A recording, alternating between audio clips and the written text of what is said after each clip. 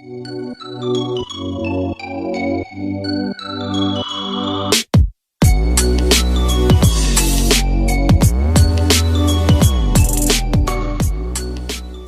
मैं आपके लिए बहुत ही ज़बरदस्त किस्म की रेसिपी लेके आई हूँ।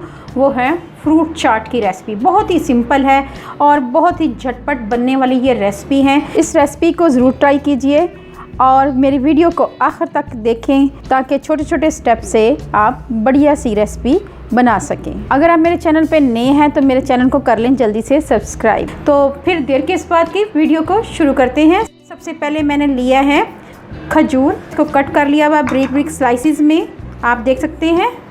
अंगूर लिए हैं, काले अंगूर और सब्ज़ अंगूर। अनार लिया है, लोकाट ली है, को कट कर लिया हुआ है। खरबूजा लिया है, सेब लिया है, 5 अदद केले लिए हैं और इनको स्लाइस में कट कर लिया है। चलें फिर बनाना शुरू करते हैं। जी व्यूअर्स, सबसे पहले हम बाउल में खरबूजा ऐड करेंगे, सेब ऐड करेंगे, लोकाट ऐड करेंगे, अनार ऐड करेंगे और केले ऐड करेंगे, अंगूर ऐड करेंगे। जी व्यूअर्स, फ्रूट कॉकटेल ऐड करेंगे, विद सिरप ऐड कर देंगे। अब हम इसमें ऐड करेंगे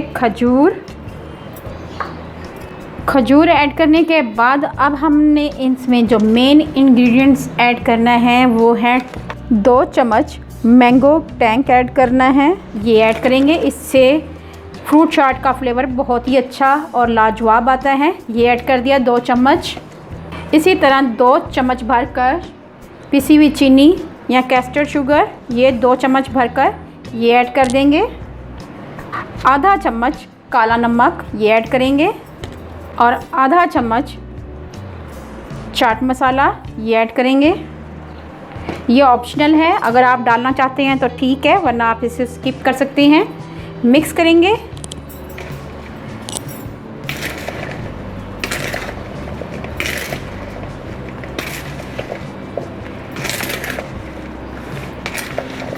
लेमन स्क्वीज़ करके ऐड करेंगे। ये एक लेमन लेंगे और इसे स्क्वीज़ करके ऐड कर देंगे। ठीक है व्यूअर्स, अच्छी तरह इसको मिक्स कर लेंगे। अगर आप इसको और भी मज़ेदार बनाना चाहते हैं तो इसमें हम इमली और खुबानी की चटनी ये भी ऐड कर देंगे। अब हम इसमें इमली और खुबानी की खट्टी मीठी चटनी ये ऐड करेंगे और इसको मिक्स कर देंगे।